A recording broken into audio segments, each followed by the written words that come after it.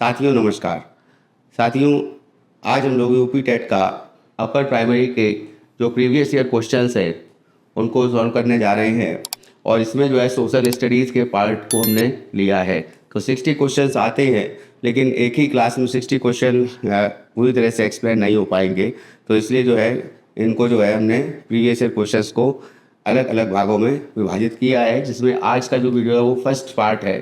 तो स्टार्ट करते हैं। पहला क्वेश्चन है, Bhilai steel plant is located in. Bhilai इस्पात संयंत्र या भिलाई इस्पात कारखाना स्थित है। तो यहाँ पर भिलाई इस्पात कारखाना जो है ये छत्तीसगढ़ में स्थित है। टोटल जो सेल के प्लांट है उसमें 4 सेल के प्लांट है, उनको याद रखिएगा, एग्जाम में पूछे जाते हैं। पहला तो जो है वो है राउरकेला। राउरकेला इसकी स्थापना 1954 में हुई थी और जर्मनी के सहयोग से।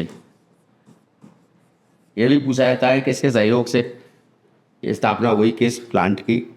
दूसरा जो है दुर्गापुर में है। दुर्गापुर में, राउरकेला उड़ीसा में है, दुर्गापुर वेस्ट बंगाल हो गया। ये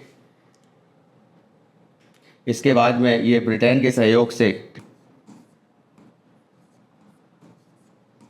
ये स्टील प्लांट जो है ये बना था। और ये 1959 में ये प्लांट जो है इसका इनॉग्रेशन हुआ था। और उसके बाद में तीसरा जो है वो है भिलाई इस्पात संयंत्र, जो जिसकी बात अभी हमने करी, जो छत्तीसगढ़ में है। छत्तीसगढ़ में और दुर्ग जिले में है। और ये जो है ये भी 1959 में स्थापित हुआ और ये यूएसएसआर के सहयोग से हुआ, जो भी अब रशिया है, रूस है। उसके बाद में चौथा जो प्लांट है वो बोकारो में है। बोकारो, और ये झारखंड में है।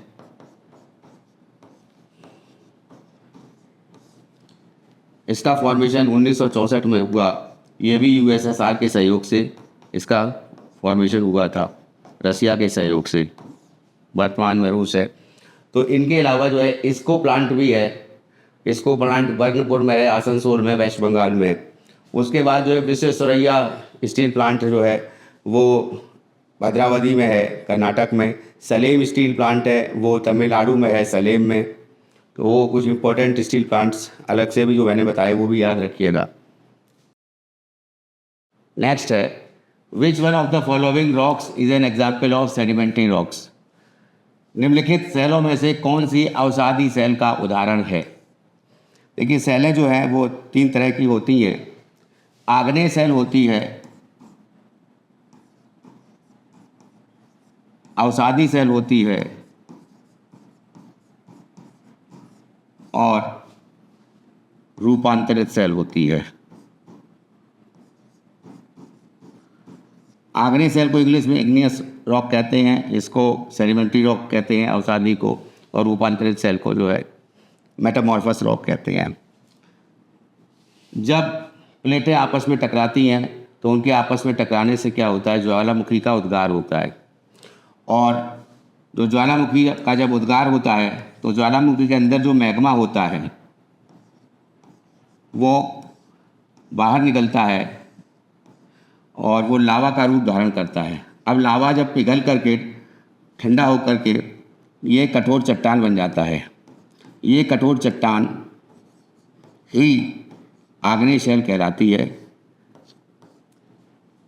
और जब ये कठोर चट्टानें जब ये आपस में रगड़ती हैं और आपस में जब ये टकराती हैं तो इन चट्टानों की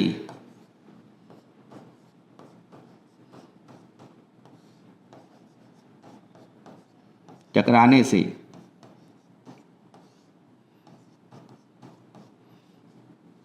जो इसमें अवसाद जो इकट्ठा होता है, या मलबा जिसको बोल सकते हैं, तो अवसाद या मलबा जो इकट्ठा होता है वो अवसादी सेल कहलाता है। तो इसमें अवसादी सेल में अब कहेंगे कैसे, तो आग्नेय सेल में ग्रेनाइट आती है। तो ये कठोर चट्टान जो है ग्रेनाइट और बसाल्ट की चट्टानें होती हैं, ये हो गई आग्नेय चट्टान।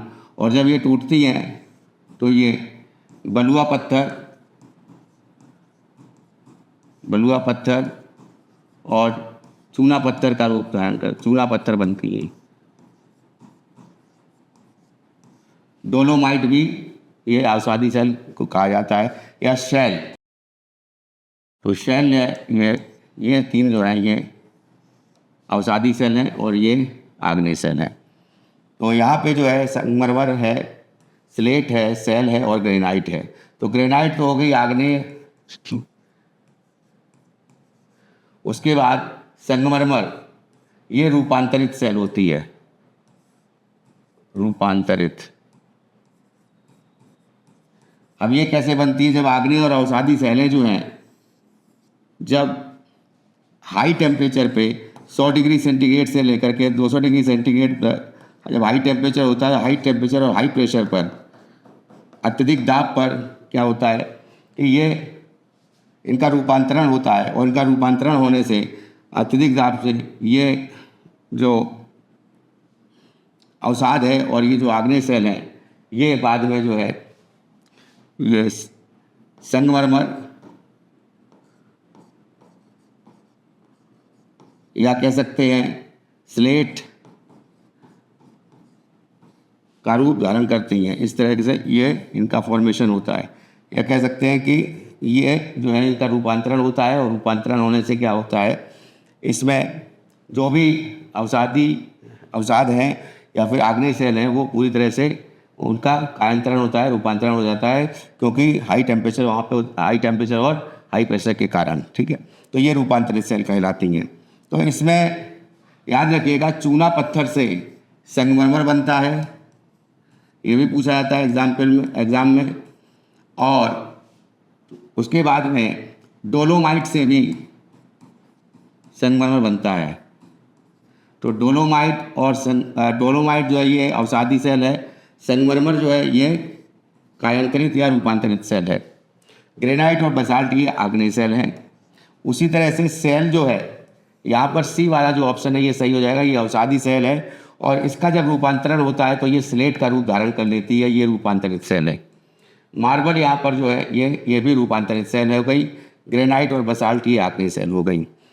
इसमें एक चीज़ और है कि जीवाश्म किसमें पाए जाते हैं, तो अवसादी सेल में जीवाश्म पाए जाते हैं। जितने भी आयरन ओर हैं या कह सकते हैं मिनरल्स हैं या पेट्रोलियम प्रोडक्ट्स हैं वो सभी के सभी अवसादी में सेलों में पाए जाते हैं, और ये तीनों क्रस्ट में ही होती हैं। तीसरी जो इम्पोर्टेंट बात है कि ये तीनों सेलों में जो है फॉसिल्स जो होता है वो सबसे ज़्यादा जो फॉसिल्स जो है वो अवसादी सेल में होता है। और इसके अलावा आग्नेय सेल जो है और अवसादी सेल, अब अगर देखा जाए तो टोटल जो ऐसे पृथ्वी का कि मान लीजिए क्रस्ट में जो है ऊपरी क्रस्ट में कितना % कौन सी सेल है, तो 95% जो है वो आग्नेय सेल है और 5% जो है वो अवसादी सेल है। लेकिन केवल अगर सरफेस ऑफ द अर्थ देखा जाए तो उसमें 75% जो है वो अवसादी सेल है और जो 25% है वो आग्नेय सेल है। तो इसको भी याद रखिएगा। नेक्स्ट आते हैं, the tail of the comet always points, पुच्छल तारे की पूंछ किस दिशा में होती है, तो ये सदैव जो है होती है अवे फ्रॉम द सन, सूर्य से दूर होती है। मान लीजिए पुच्छल तारा ये है, इस तरह से पुच्छल तारा होता है और यहाँ पे सनलाइट पड़ती है, सनलाइट सूर्य की ओर इसका डायरेक्शन होता है। कॉमेट बेसिकली क्या होते हैं कि जैसे बर्फ़ के जो गोले होते हैं या फिर जो कह सकते हैं कि जो अंतरिक्ष में जो भी पार्टिकल्स हैं वो पार्टिकल्स इकट्ठे होकर के जो है एक गोले का फॉर्मेशन करते हैं। वो गोले का फॉर्मेशन जो होता है वो किसके चक्कर लगाता है, सन के चक्कर लगाता है। तो सन के चक्कर लगाते हैं तो इनको ही जो है ये कॉमेट्स कहलाते हैं। तो कॉमेट भी जो है ये सन का चक्कर लगाते हैं, और जो इसकी पूंछ है वो पूंछ जो है वो या कह सकते हैं जो पीछे की तरफ का हिस्सा है वो अवे फ्रॉम द सन होता है। चाहते हैं which one of the following amendment of the constitution of the India deals with the issue of strengthening of the panchayati raj. Panchayat raj को सुदृढ़ करने हेतु निम्नलिखित में से कौन सा भारतीय संविधान संशोधन किया गया। देखिए, देश की जो पॉलिसीज है, जो मान लीजिए केंद्र में जो भी पॉलिसीज बन रही हैं या जो भी योजनाएं आ रही हैं या जो भी नीतिगत फैसले हो रहे हैं, तो उसमें जो है उन नीतिगत फैसलों के कारण और वो जो योजनाएं हैं उनका जो है सबसे नीचे तबके को जो है उसका लाभ मिले, इसलिए जो है ये विकेंद्रीकरण की नीति को अपनाया गया। यानी कि विकेंद्रीकरण कहने का मतलब है कि सबसे नीचे तबके पर जो गांव में रहने वाला व्यक्ति है, गरीब से गरीब व्यक्ति है, उस तक जो है सरकार के द्वारा दी जाने वाली सुविधाएं जो है वो उसको आराम से प्राप्त हो, ताकि वो अपनी आर्थिक ज़रूरतों को पूरा कर सके, जो मौलिक आवश्यकताएं उनकी पूर्ति कर सके। तो उसको लेकर के पंचायती राज को कॉन्स्टिट्यूशन में जोड़ा गया और ये 73वां संविधान संशोधन जो है ये 1992 एक्ट जो है ये 1993 में आया और 73वें संविधान संशोधन के द्वारा अनुसूची 11 और 11 को जोड़ा गया, जिसमें 29 विषय लिए गए और इन 29 विषयों पर जो पंचायत है वो कानून बना सकती है, पंचायती राज कानून बना सकता है, ठीक है, संस्था। और अब ये जो है 1993 में जब ये 73वां संविधान संशोधन हुआ तो उस समय जो है एक नया चैप्टर जो है वो जोड़ा गया, भाग 9 जोड़ा गया संविधान में। और उसके बाद में इसी तरह 74वां संविधान संशोधन हुआ, उसके द्वारा भाग 9 का जोड़ा गया, भाग 9 का जोड़ा गया। इसमें 18 विषय हैं, नगर पालिकाएँ हैं। इसमें 74वें संविधान संशोधन को द्वारा नगर पालिकाओं को जो है संवैधानिक दर्जा दिया गया।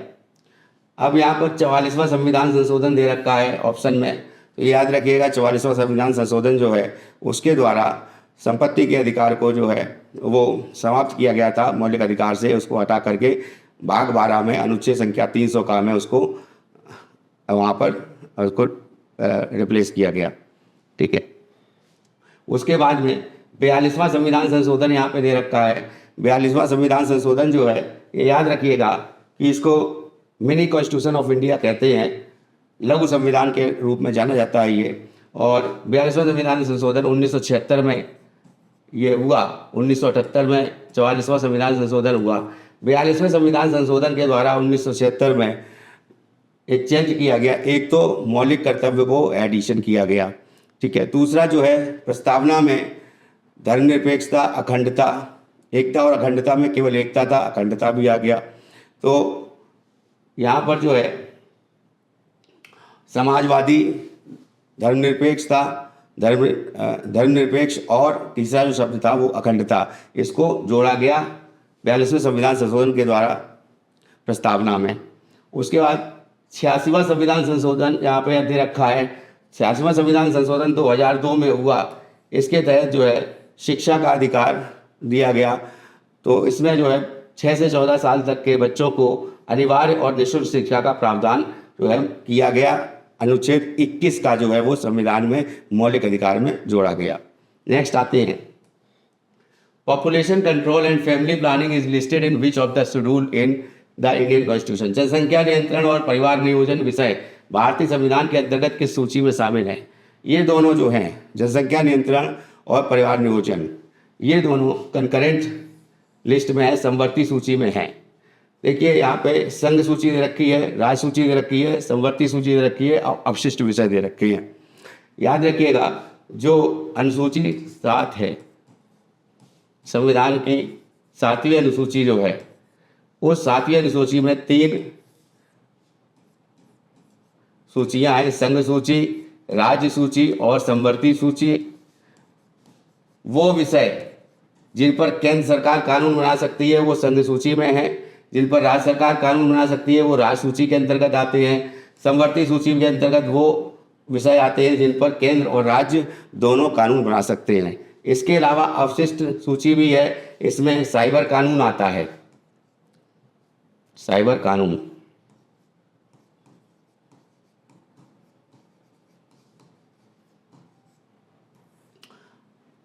अब यहाँ पर जनसंख्या नियंत्रण और परिवार नियोजन पूछा गया है, ये कंकरेंट लिस्ट में आते हैं।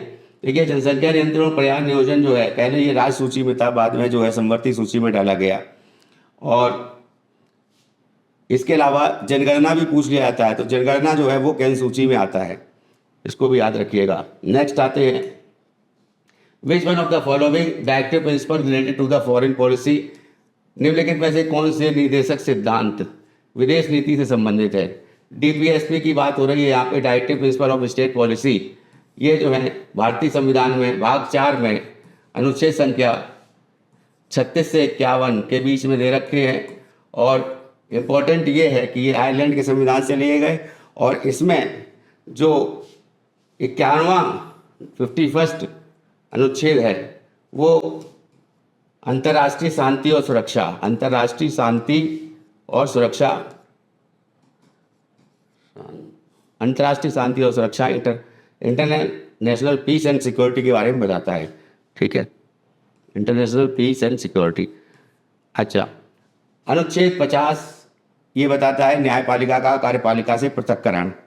जुडिशरी है वो जो है कार्यपालिका से अलग रहेगी। उसके बाद जो है 48वां अनुच्छेद है, यहाँ 48वां अनुच्छेद जो है वो कृषि और पशुपालन को लेकर के है, कृषि और पशुपालन। और गौ हत्या निषेध इसी में आता है कि गौ हत्या निषेध 48 अनुच्छेद में आता है, ये भी जो है पूछा जाता है एग्जाम में, याद रखिएगा। 49वां अनुच्छेद, इसमें जो है जितने भी राष्ट्र को समर्पित है, जितने भी स्मारक हैं, स्मारक के साथ साथ प्लेसेस हैं, जो स्थान हैं, तो स्मारक और स्थान उन सभी को जो है संरक्षण प्रदान करना, और उन सभी को जो है संरक्षित करने का जो बात कही गई है वो आर्टिकल 49 में कही गई है। अब 49 में, अब इसके अलावा दो अनुच्छेद और आप जान लीजिए, बहुत जरूरी है, पूछे जाते हैं। अनुच्छेद संख्या 40 और अनुच्छेद संख्या 48 का। अनुच्छेद संख्या 40 में पंचायती राज है,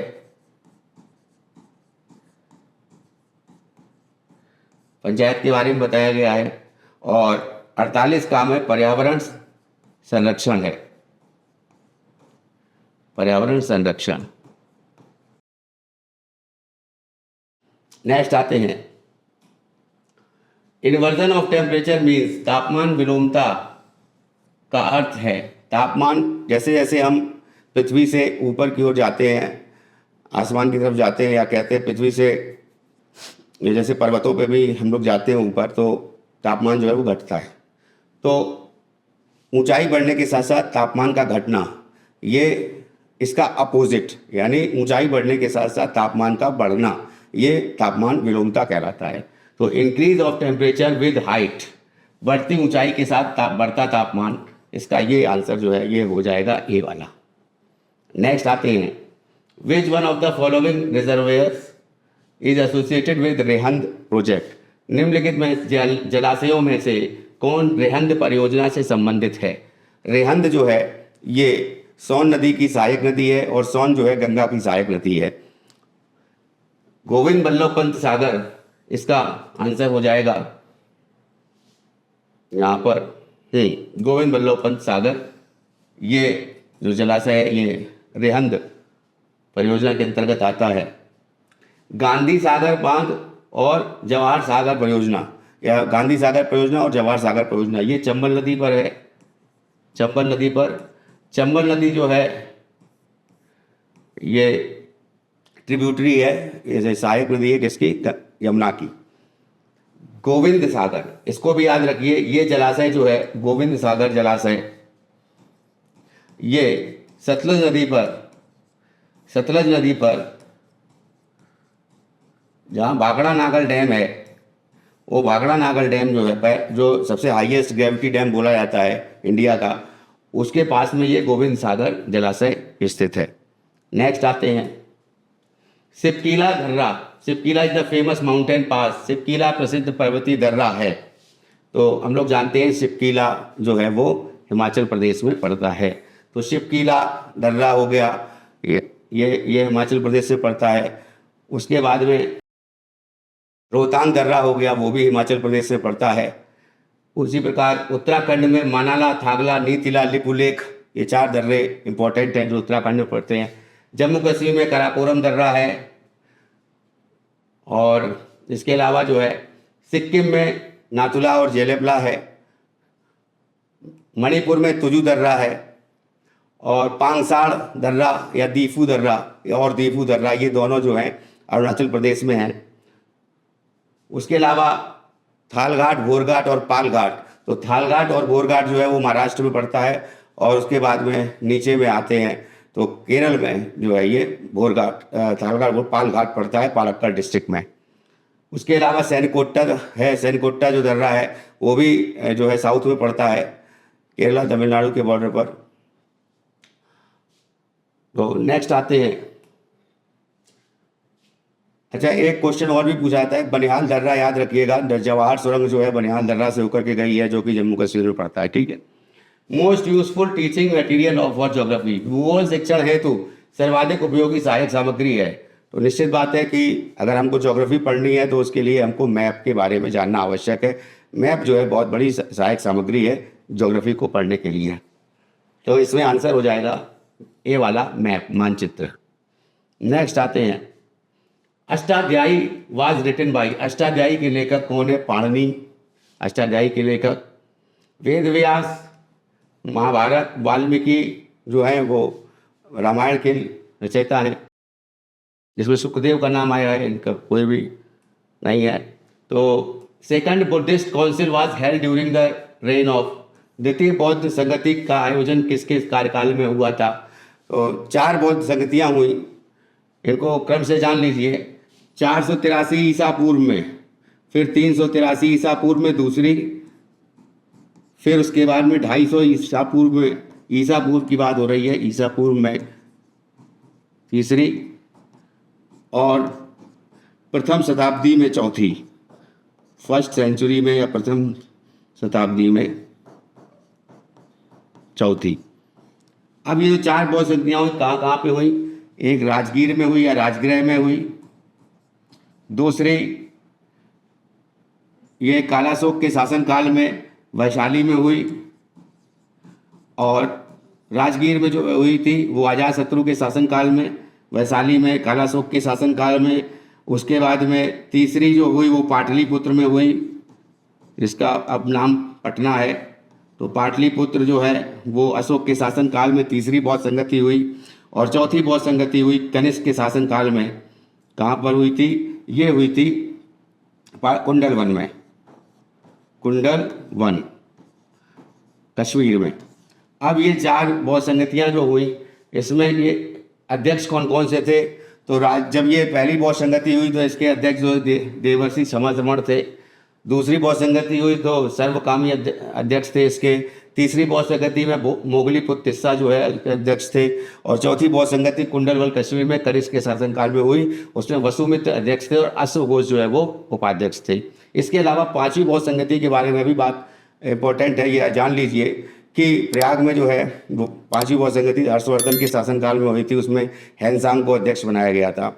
तो वो भी कभी कभी पूछ लिया जाता है। हालांकि वो उसको जो है 4 बौद्ध संगतियों के बारे में 5वीं बौद्ध संगति एज ए टेक्स्ट नहीं माना गया है, लेकिन फिर भी अगर कोई क्वेश्चन आ जाता है तो हर्षवर्धन के शासनकाल में भी एक संगति हुई थी, इसको याद रखिएगा। तो उसके बाद यहाँ पर महापद्मनंद, उदयभद्र, शिशुनाग और कालाशोक का नाम आता है। तो इसमें द्वितीय बौद्ध संगति का डी आंसर जो है वो हो जाएगा। अच्छा, उदयभद्र का नाम आता है, उदयन इसको कहा जाता है। इसने पाटलिपुत्र की स्थापना की थी। और उसके बाद जैसे श्रीनगर की बात आती है तो अशोक ने श्रीनगर की स्थापना की थी। नेक्स्ट आते हैं अकबर कंस्ट्रक्टेड इबादत खाना इन अकबर ने इबादत खाना का निर्माण करवाया था। हाँ, इबादत खाना का निर्माण करवाया था अकबर ने, 1575 में करवाया था। क्यों करवाया था भाई? इसलिए करवाया, वो क्या करता था कि अलग अलग धर्म के लोग जो है वो उस इबादत खाना में आते और अपनी जो है धर्म के बारे में, एक दूसरे के धर्म के बारे में जानकारी जो है उसको एकत्रित कर दे और उसके बीच में जो है एक तरह से जो वार्ताएं या चर्चाएं करवाता था। और अकबर ने ये इबादत खाना का निर्माण फतेहपुर सीकरी में करवाया था। आगरा में लाल किला है। आगरा जो सिटी है वो ये सिकंदर लोदी के द्वारा बसाई गई और लाल किला जो है वहाँ पर अकबर के द्वारा बनाया गया। साथ में फतेहपुर सीकरी भी पास में ही है। दिल्ली और सिकंदरा में अकबर का जो कह सकते हैं कि मकबरा है। और इसके ठीक है, तो ये याद रखिएगा, ये भी मकबरे के बारे में भी पूछा जाता है। नेक्स्ट आते हैं, Arya Samaj was founded in the year. Arya Samaj की स्थापना हुई थी। आर्य समाज की स्थापना 1875 में हुई थी। किसके द्वारा हुई थी? दयानंद सरस्वती के द्वारा हुई थी। सभी को पता है दयानंद सरस्वती। अब जो बात इम्पोर्टेंट है वो ये है कि दयानंद सरस्वती की स्थापना दयानंद सरस्वती ने आर्य समाज की स्थापना जब की थी 1875, इसका आंसर हो जाएगा सी वाला। तो एक बुक का भी नाम याद रखिएगा, सत्यार्थ प्रकाश। सत्यार्थ प्रकाश जो है ये दयानंद सरस्वती के द्वारा ही निकाली गई थी। नेक्स्ट आते हैं, which one of the following is the most suitable teaching aid to show proportionate size and shape of the continent? निम्नलिखित में से कौन सी शिक्षण सहायक सामग्री महाद्वीपों के आनुपातिक चित्र एवं आकार को दर्शाने में सर्वाधिक उपयुक्त है? तो ग्लोब ही एक तरह से पृथ्वी की जो संरचना से तरह से वो ग्लोब बनाया गया है। और ग्लोब पर जो है हम लोग अलग अलग महाद्वीपों को देख सकते हैं कि कौन सा महाद्वीप किसके पीछे है या किस महाद्वीप की जो है अक्षांश और देशांतर रेखा कहाँ से कहाँ तक है। तो ग्लोब इसका आंसर सही हो जाएगा। नेक्स्ट आते हैं, suitable method of geography teaching. भूगोल शिक्षण की उपयुक्त विधि है। वार्तालाप विधि गलत। भ्रमण विधि, हाँ, जितना ज़्यादा आप भ्रमण करेंगे तो चीज़ों को जो है जो पर्यावरण में है या फिर जो हमारे आसपास की चीज़ें हैं, कहाँ कौन सी झील है, कहाँ कौन सी नदी है, कहाँ कौन सा पर्वत है, कहाँ की कैसी संस्कृति है, तो वो सभी जानने के लिए भ्रमण विधि जो है ये आंसर अच्छा हो जाएगा। कहानी विधि है इनसे कोई एक नहीं। ठीक है, नेक्स्ट आते हैं, universal language of the map can be understood by the way of. मानचित्र की सर्वव्यापी भाषा को समझा जा सकता है। अब जैसे कोई मानचित्र होता है तो मानचित्र पर क्या करते हैं हम लोग, उसमें जो है मार्किंग करते हैं कि कौन सी चीज़ जो है, जैसे मान लीजिए खनिजों के बारे में दिया है या फिर किसी जो है इंडस्ट्रीज के बारे में दिया है, या मान लीजिए कोई और जो है किसी चीज़ के बारे में हमको मार्केशन करना है, तो मार्किंग करके ही हम लोग जो है मानचित्र में जो है उसको समझ सकते हैं मानचित्र को। तो इसमें कन्वेंशनल सिंबल जो है रूढ़ चिन्हों से यही सही आंसर है। रेखा चित्रों से नहीं है। अल्फ़ाबेट्स के अक्षरों के द्वारा नहीं है। वर्णमाला के अक्षरों के द्वारा नहीं। थीमेटिक मैप का भी यूज़ होता है, लेकिन थीमेटिक मैप का यूज़ वनों के लिए होता है या जलवायु के लिए जो या मिट्टी के लिए जो मैप्स होते हैं उनके लिए जो है थीमेटिक मैप्स का यूज़ होता है। आंसर लेकिन इसका ए हो जाएगा, कन्वेंशनल सिंबल्स। नेक्स्ट आते हैं, U shaped valley is formed. You आकार की घाटी का निर्माण होता है। देखिए, नदी द्वारा वी आकार की घाटी का निर्माण होता है। दो पर्वतों के बीच की भूमि जो है वो घाटी कहलाती है और दो पर्वतों के बीच का रास्ता दर्रा कहलाता है। तो ग्लेशियर, हिमनद, तो हिमनदों से ही जो घाटी बनती है वो यू आकार की घाटी जो है वो बनती है हिमनद से। आंसर इसका हो जाएगा बी। विंड, पवन द्वारा नहीं। सी वेव, समुद्री तरंगों द्वारा ये भी नहीं होगा। नेक्स्ट आते हैं, capital of Australia is. Australia की राजधानी है, ऑस्ट्रेलिया की राजधानी कैनबरा है, सभी को पता है। नेक्स्ट आते हैं, who is the founder of दीन इलाही। दीन इलाही की स्थापना किसने की थी? दीन इलाही धर्म की स्थापना ये वही जिस तरह से इबादत खाना का निर्माण किया गया था। उसी तरह से दीन इलाही धर्म की स्थापना अकबर के द्वारा की गई थी। आंसर इसका हो जाएगा सी वाला। बाकी शेरशाह सूरी, मोहम्मद गजनवी, महमूद गजनवी और हुमायूं इसमें आंसर नहीं होगा। ठीक है, तो नेक्स्ट आते हैं, in whose reign the Hiuen Tsang come to India. Hiuen Tsang किसके शासनकाल में भारत आया था? मैंने अभी आपको बताया कि हैंसान जो है वो हर्षवर्धन के शासनकाल में भारत आया था। और क्या करने आया था? वो नालंदा में शिक्षा लेने आया था बुद्धिज्म की। तो सी आंसर इसका हो जाएगा। समुद्रगुप्त को भारत का नेपोलियन कहा गया है। प्रयाग प्रशस्ति इनका अभिलेख है जो कि बहुत ही इंपॉर्टेंट है, इसको याद रखिएगा। प्रयाग प्रशस्ति इनके बारे में भी पूछा जाता है, एलिसेंडर ने लिखा था। स्कंदगुप्त के समय में भी एक क्वेश्चन आता है, स्कंदगुप्त के समय में हूणों का सबसे ज़्यादा आक्रमण हुआ था, तो ये भी क्वेश्चन पूछा जाता है। और चंद्रगुप्त विक्रमादित्य किसकी उपाधि थी? चंद्रगुप्त द्वितीय की उपाधि थी। तो ये भी एग्जाम्पल पूछा जाता है। इसके जो नवरत्न थे, इनके भी नवरत्न थे। जिस तरह से नवरत्न जो थे अकबर के थे, तो उस समय जो है वारेवीर, ब्रह्मगुप्त, आर्यभट्ट, कालिदास, घटपर्णी और भी लोग थे। तो इसमें जो है आर्यभट्ट, इसको जो है golden era of Indian history कहा जाता है, चंद्रगुप्त विक्रमादित्य के शासनकाल को। तो ये भी बहुत इंपॉर्टेंट है। विक्रमादित्य जो है इसकी उपाधि जो है चंद्रगुप्त द्वितीय ने धारण की थी, इसको भी याद रखिएगा। और इनसे संबंधित जो है, इसके बाद में हर्षवर्धन के बारे में याद रखिए कि हर्षवर्धन जो है ये मौखरी वंश के थे। और हर्षवर्धन जो है इस कन्नौज को राजधानी बनाया था इन्होंने। नेक्स्ट आते हैं, और पुष्यभूति वंश भी बोला जाता है इनके वंश को। नेक्स्ट आते हैं, which one of the following emperors was called Qalandar. Qalandar किसे कहा जाता था? कलंदर जो है निम्नलिखित बादशाहों में किसे कलंदर कहा जाता था? ये बाबर को जो है कलंदर कहा जाता था। तो बी आंसर इसका हो जाएगा। एक क्वेश्चन और भी पूछा जाता है एग्जाम्पल, मतलब बहुत इंपॉर्टेंट है मुगल काल को लेकर के, जो बेसिकली पूछ ही लिया जाता है एग्जाम में कि कौन सा मुगल शासक था जो पढ़ा लिखा नहीं था या अनपढ़ था? तो वो अकबर था। ठीक है, और शाहजहाँ के काल को जो है सबसे ज़्यादा जो है ये स्थापत्य कला का स्वर्ण काल बोला जाता है, शाहजहाँ के काल को। और जो कवियों का काल था वो जो है जहांगीर के काल को बोला जाता है। हुमायूं जो है, हुमायूं के टाइम पे हुमायूं नामा लिखी गई गुलबदन बेगम के द्वारा, इनकी बहन के द्वारा। तो हुमायूं जो है ये बाबर का पुत्र था। बाकी आप ज़्यादा बताने की आवश्यकता नहीं है, इसके बारे में आप जानते ही हैं। आगे आते हैं, the governor general who partition Bengal. Bengal का विभाजन 1905 16 अक्टूबर 1905 को हुआ था। और ये जो है बंगाल का विभाजन करने वाले थे, सभी को पता है, गवर्नर जनरल लॉर्ड कर्जन। और बंगाल का विभाजन टाइम पे एक क्वेश्चन और पूछा जाता है कि किसने राखी एक दूसरे को राखी बांधने के लिए कहा था? कि महिलाएं जो हैं वो जो पुरुष हैं, जो लोग इस बंगाल के विभाजन के बाद स्वदेशी आंदोलन चलाया गया था, बहिष्कार किया गया था विदेशी वस्तुओं का और स्वदेशी वस्तुओं को अपनाया गया था। तो ऐसे टाइम पे रविंद्रनाथ टैगोर ने रक्षाबंधन मनाने के लिए कहा था। और उस समय को 16 अक्टूबर 1905 के उस समय तो रक्षाबंधन मनाने के लिए एक तरह से महिलाओं के द्वारा जो है पुरुषों को राखी बांधना ये कहा गया था। तो ये इम्पोर्टेंट है, इसको भी याद रखिएगा।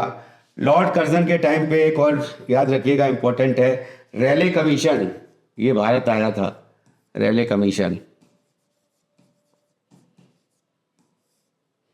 और ये शिक्षा से संबंधित है। लॉर्ड मेयो के टाइम पे पहली जनगणना हुई थी, मेयो के टाइम पे। उसके बाद लॉर्ड मिंटो यहाँ पे जैसे दे रखा है, तो लॉर्ड मिंटो मार्ले और मिंटो सुधार। तो 1909 का जो मार्ले मिंटो सुधार था या पृथक, उसको निर्वाचन दे दिया गया था। पृथक निर्वाचन मंडल जो दिया गया था वो मुस्लिम को दे दिया गया था। तो लॉर्ड मिंटो, मार्ले मिंटो सुधार बोला जाता है उसको।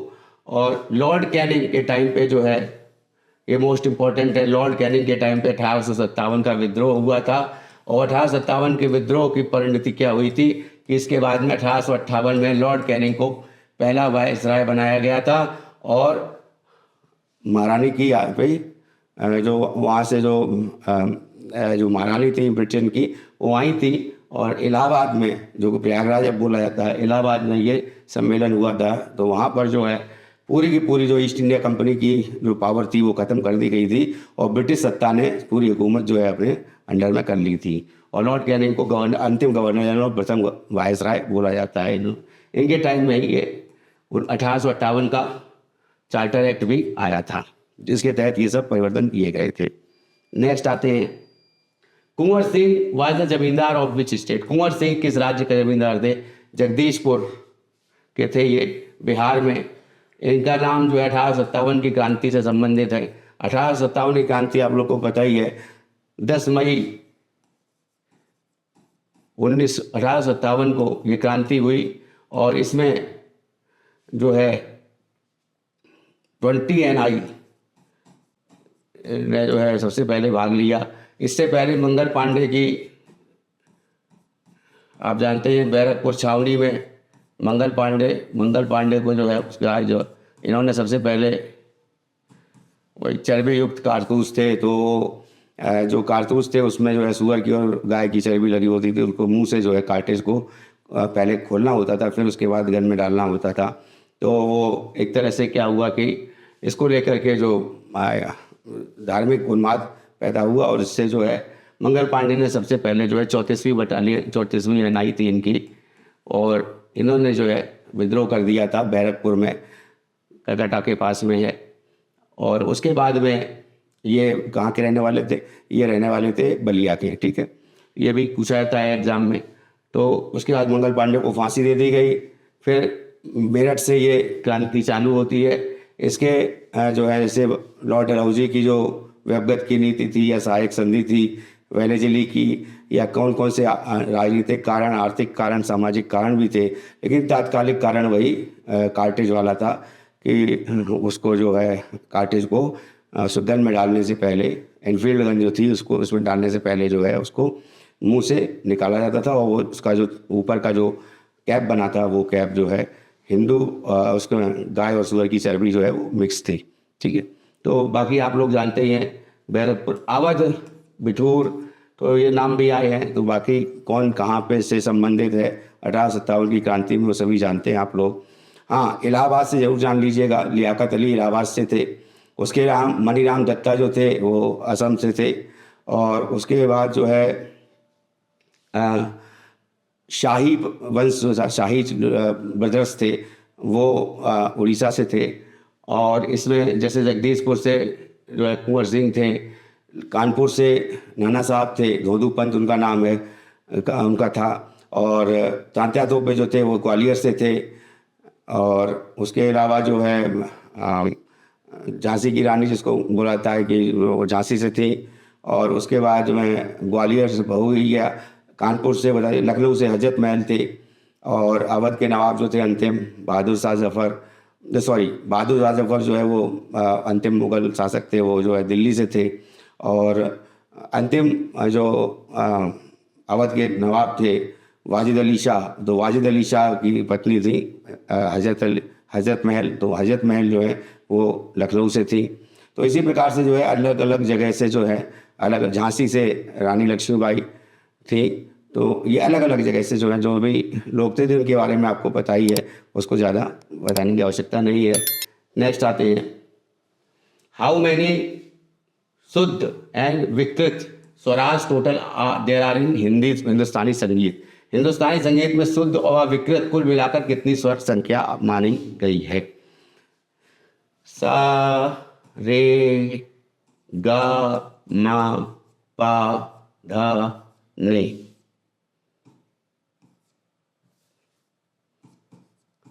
ये हो गए 7 स्वर, और 7 स्वर ये हो गए। और उसके बाद में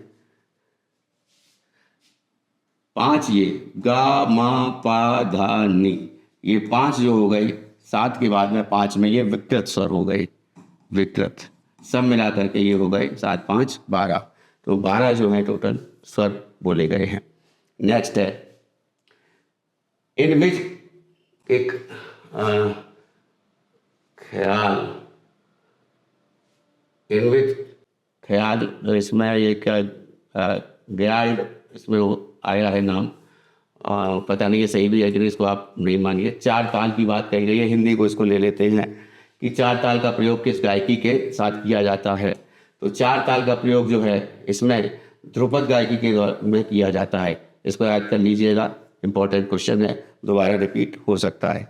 नेक्स्ट आते हैं among these who is not the tabla player, इनमें से कौन तबला वादक नहीं है। जाकिर हुसैन हमारे बीच में नहीं है, तबला वादक थे। पंडित किशन महाराज भी थे, अहमद जान थिरकवा भी थे, थिरकवा भी हैं, और रामदास शर्मा ये लेखक हैं, पत्रकार हैं, लेकिन ये भी तबला प्लेयर नहीं है। तो सी आंसर इसका हो जाएगा। नेक्स्ट आते हैं where was the first national game organise, प्रथम राष्ट्रीय खेल कहाँ आयोजित हुए। 1940 में मुंबई में प्रथम राष्ट्रीय खेल आयोजित हुए थे। जब भारत, जो पाकिस्तान भी भारत का अंग था, तब लाहौर में, इसको बोला जाता है कि लाहौर में जो है 1924 के टाइम पे ये हुए थे प्रथम राष्ट्रीय खेल। तो लेकिन वर्तमान परिप्रेक्ष्य में हम अखंड भारत की बात करें तो अखंड भारत में 1940 में मुंबई में पहले राष्ट्रीय खेल हुए थे। नेक्स्ट आते हैं today India does not need Gita but needs a football ground, this thought was given by which thinker. आज भारत को गीता की नहीं बल्कि फुटबॉल की आवश्यकता है, यह विचार किस विचारक ने प्रस्तुत किया था। इंपॉर्टेंट क्वेश्चन है, याद रखिएगा, स्वामी विवेकानंद। इनके बारे में जान भी लीजिए। क्वेश्चन इनके बारे में पूछा जाता है कि रामकृष्ण मिशन की तो स्थापना की ही थी इन्होंने। उसके अलावा जो है 11 सितंबर